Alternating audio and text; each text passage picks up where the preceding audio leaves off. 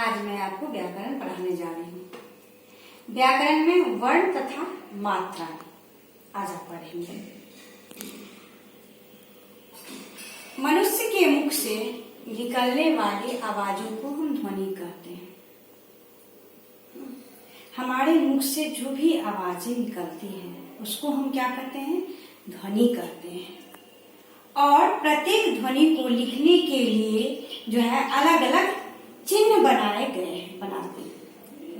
ध्वनि को, प्रत्येक ध्वनि को लिखने के लिए जो है क्या है कि अलग अलग चिन्ह बनाया गया है और इसी चिन्ह को हम वर्ण कहते हैं।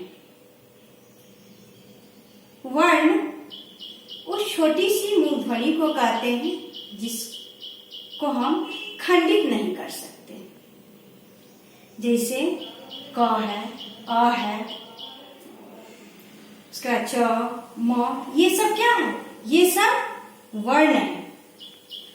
और अ से ज्ञ तक जो हम लिखते हैं ये सब जो है वर्ण है। और इस सब को सही क्रम में हम लिखते हैं, एक निर्धारित क्रम में लिखते हैं जिसको हम क्या कहते हैं? वर्णमाला कहते हैं। तो इसको हम इस तरह से कह सकते हैं, वर्णों के समूह को जिसे हम क्रमबद्ध ना, जो क्रमबद्ध रहता है उसे हम वर्णमाला कहते हैं। अब जब आप यहाँ वर्ण पढ़ते हैं तो वर्ण जो होते हैं दो तरह के होते हैं। वर्ण दो प्रकार के हैं। एक जो है वो स्वर वर्ण है और दूसरा व्यंजन है। आप पढ़ते हैं ना स्वर वर्ण में अ, आ, छोटी, बड़ी, छोटा, बड़ा, री, ए, ऐ, ओ, औ, ये पढ़ते हैं। तो ये जो है स्वर है, ये इसको हम अलग लिखते हैं कि ये स्वर वर्ण, ये आ जाते हैं। अ से औ तक जो आता है वह स्वर में आता है, स्वर वर्ण में आता है। 11 है। उसके बाद जो है क, ख, ग, ये सब जो है वो व्यंजन वर्ण में आते हैं। तो स्वर को हम कैसे पहचानेंगे? स्वर जो है जो किसी दूसरे वर्ण की बिना सहायता से बोली जाए, जिसको बोलने में हमें किसी दूसरे वर्ण की सहायता लेने की कोई जरूरत नहीं पड़ती है, उसे हम स्वर कहते हैं। जैसे अ बोलो, अ में किसी दूसरे वर्ण का सहयोग नहीं है तो उसे हम स्वर वर्ण कहते हैं। जो बिना किसी दूसरे वर्ण की सहायता से बोली जाए उसे हम स्वर वर्ण कहते हैं। अब हो गया इधर स्वर वर्ण और व्यंजन वर्ण। तो व्यंजन जो है जो वह वर्ण जो स्वर की सहायता से बोली जाए। जैसे क बोलते हैं तो लगता है ना कि इसमें अ भी है, तो ये है। व्यंजन में है, व्यंजन जो है दूसरे की सहायता लेता है, यानी कि स्वर की सहायता से वो आवाज जो है निकलती है। क, ख, तो ये है व्यंजन वर्ण। अब यहाँ है आ से औ तक हम आपको बता ही चुके हैं कि ये क्या है? स्वर, ये स्वर वर्ण है। लेकिन उसके बाद भी कुछ वर्ण है, जैसे अंग, आ, ये जो हम पढ़ते हैं तो इसको हम क्या कहते हैं? अनुनासिक है, इसको अनुनासिक कहते हैं। अब है कि स्वर का उपयोग जो होता है हम कैसे करते हैं, तो इसको देखिए। स्वर जो है एक विशेष मात्रा चिन्ह में परिवर्तित हो जाता है। स्वर से क्या बनता है? मात्रा बनता है, स्वर से मात्रा बनता है। और व्यंजन वर्ण पर उसको हम क्या करते हैं? लगाते हैं।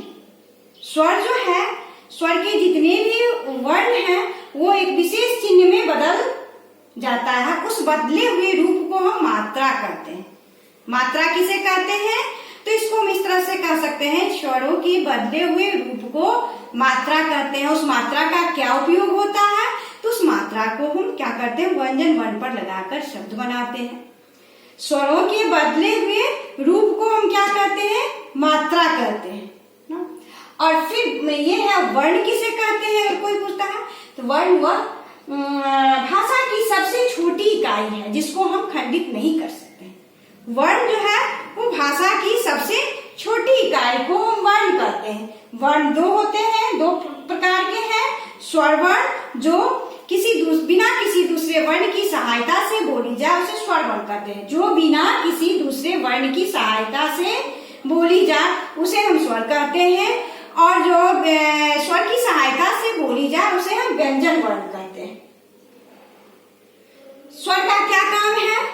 स्वर जो है मात्रा, स्वर से जो है मात्रा ये बनता है। तो मात्रा, और मात्रा हम किसे कहते हैं, कैसे कहेंगे?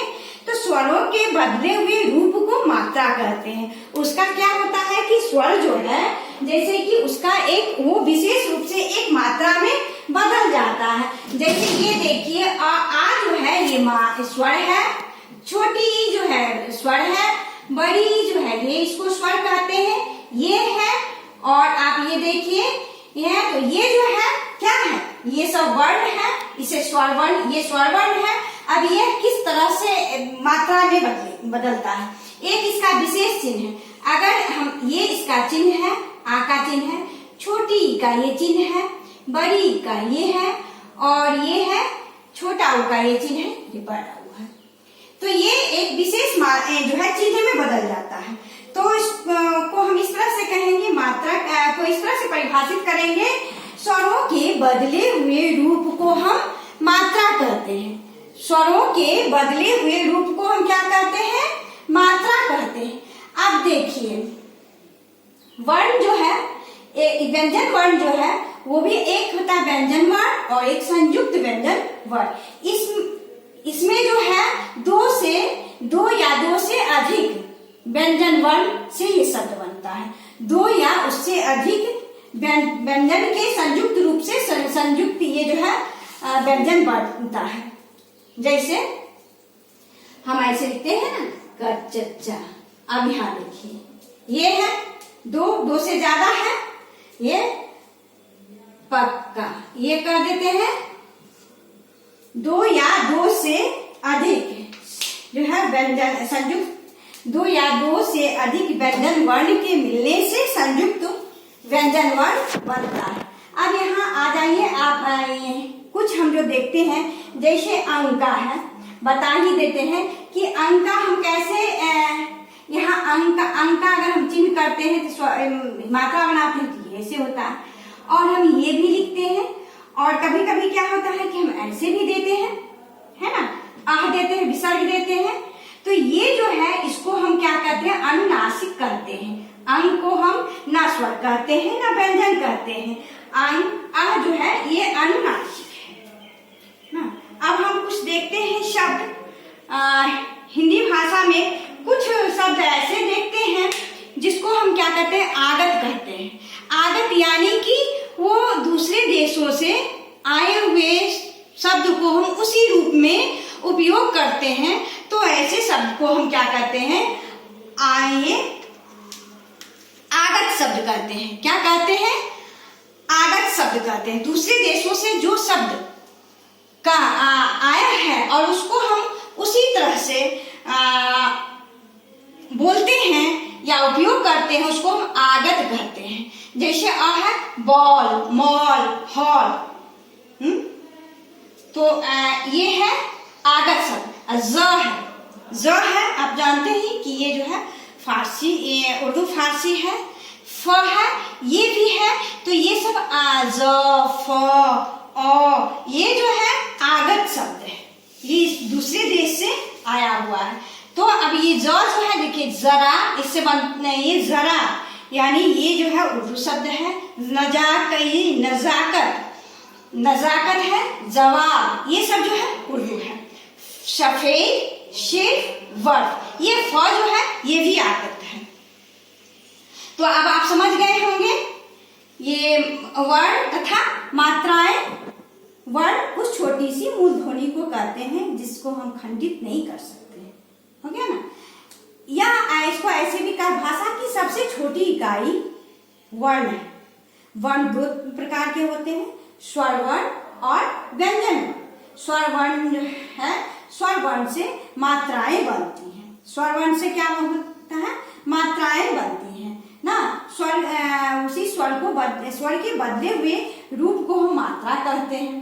ये एक विशेष प्रकार के चिन्ह में बदल जाता है। स्वर वर्ण जितने भी 11 जो है ये विशेष प्रकार के चिन्ह में परिवर्तित हो जाता है। उस परिवर्तित ये जो है उसी मतलब परिवर्तित चिन्ह को हम मात्रा कहते हैं। उसी मतलब परिवर्तित चिन्ह को हम क्या कहते हैं? मात्रा कहते हैं। व्यंजन है, व्यंजन संयुक्त व्यंजन भी होता है। ये संयुक्त व्यंजन कुछ शब्द ऐसे हैं जो ये जो है बाहरी देशों से आया हुआ है, विदेशों से उसको ऐसे कहेंगे कि वो आया हुआ है। तो ऐसे शब्द को हम क्या कहते हैं? आगत कहते हैं। तो यहाँ ज है, कुछ वर्ण जो है विदेशी है, इसको हम आगत शब्द कहते हैं। अभी यहाँ है, अब स्वर भी जो होता है, स्वर में भी दो तरह का स्वर है, एक ह्रस्व और एक होता है दीर्घ। ह्रस्व को जितना समय, ह्रस्व शब्द को बोलने में जितना समय लगता है उससे दोगुना समय जो है, ज्यादा दोगुना यानी ज्यादा समय दीर्घ स्वर को बोलने में लगता है। ये स्वर जो है ये दो तरह के होते हैं, ह्रस्व और दीर्घ। ह्रस्व और दीर्घ ये स्वर।